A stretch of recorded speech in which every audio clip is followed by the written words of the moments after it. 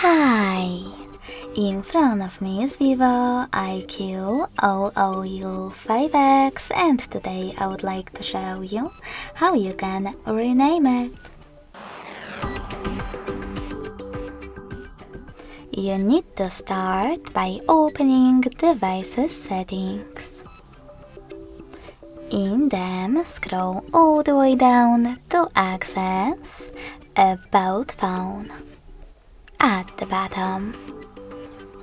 Then click on this pen icon next to current device name and type in wherever you wish to. In my case, CAS.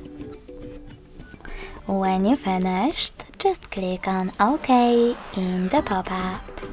So when I do that, as you can see, name of my VIVO has changed.